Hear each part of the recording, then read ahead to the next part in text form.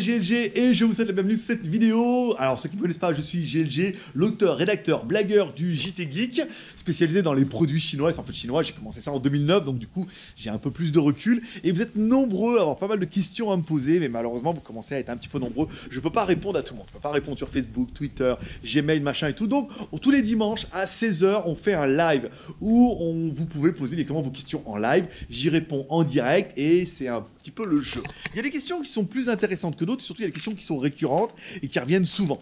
Alors je vous propose en fait dans cette compilation de mettre les questions qui reviennent le plus souvent, afin que si vous la posiez, vous puissiez aller dans la playlist et regarder un petit peu les questions. Par exemple, vous allez sur YouTube, vous êtes dans la playlist les questions geek, et du coup vous allez peut-être trouver une des réponses auxquelles les questions vous posez. Voilà. Allez, je ne vais pas rester trop longtemps parce que la dernière fois on m'a dit que l'intro était beaucoup trop longue, c'est pour ça que je la refais. Allez, fais pause PayT, puis si on se voit pas d'ici là, je vous donne rendez-vous dimanche à partir de 16 h sur GLG Review. Bye bye. Allez, c'est parti pour cette nouvelle question. Alors là, on est à Sriracha dans un truc très japonais et tout, donc ça va vous plaire. On va essayer de tourner un petit peu. Alors, une des questions qui m'est souvent posée et sur laquelle il y a quand même pas mal d'amalgames, notamment sur les forums, en disant il y a pas mal de smartphones chinois qui n'ont pas la fréquence 4G B20. Alors beaucoup me demandent, oui, mais est-ce que s'il n'y a pas la fréquence 4G B20, est-ce que le smartphone va fonctionner en France? Alors en théorie, oui, il va fonctionner en France, en 2G, en 3G, c'est sûr. Après, au niveau du B20, c'est un autre problème. Encore une fois, la B20, à la base, oh, elle était jolie, l'abattoir. Regardez, je vais voir un peu. Là-bas. Elle est en train de me regarder et tout pour faire des photos. Je te remercie. Alors, s'il n'y a pas de B20, qu'est-ce que ça va changer? Alors en fait, la B20 apparemment n'était pas trop démocratisée, surtout en ville, surtout en dehors des villes. Généralement, en ville, vous êtes sur d'autres fréquences et généralement les smartphones chinois les ont. B3, B7, B8, enfin bon, il y a pas mal de fréquences. Je ne me rappelle plus en tête comme ça parce que là je suis perturbé, je viens de manger comme une grosse vache.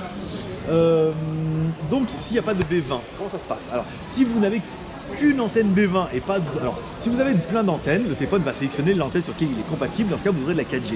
Moi par exemple je suis allé en France cet été, et je veux dire j'ai quasiment toujours eu de la 4G à Lyon, on était à Perpignan, on était en Espagne, j'ai toujours eu de la 4G. Ça veut dire qu'en fait il y a les bonnes antennes. S'il n'y a pas la bonne antenne 4G, ça veut dire que si vous n'avez qu'une antenne 4G, là où vous êtes et votre téléphone n'a pas d'antenne, enfin s'il n'y a qu'une antenne 4G B20 et que votre téléphone n'est pas B20, et bien automatiquement votre smartphone va basculer sur l'antenne qu'il peut trouver sur lequel il est compatible, donc en 3G+. Mimi, elle, hein. Tu vas arriver là, moi. Je te fais voir un peu là, regarde. Mimi? Non, pas belle. Alors, il va automatiquement basculer en 3G+. Alors 3G+, est-ce que c'est grave de ne pas être en 4G et d'être en 3G+? Pas trop, parce que généralement, moi j'ai déjà eu le cas où si on est sur la 3G+, généralement tout le monde est sur la 4G, donc vous allez être tout seul sur l'antenne 3G+, et vous allez avoir quasiment le débit à vous plein. Alors après la 4G, on est d'accord, c'est plus rapide que la 3G+, oui, certes, mais la 3G+, pour faire quoi? Internet, email, page internet, bon, ça va vite, ça va un petit peu moins vite, mais ça va vite. Et au niveau des pages YouTube, même si vous cherchez une vidéo, vous aurez de la Full HD comme ça. Donc, est-ce qu'un smartphone chinois qui n'a pas la 4G B20 fonctionne en France? Oui, sans problème. Par contre, s'il n'y a qu'une antenne 4G B20 et que vous, votre téléphone n'est pas B20, il basculera automatiquement sur la 3G+. Et généralement, il essaie de trouver, lui, l'antenne sur laquelle il est compatible. Voilà.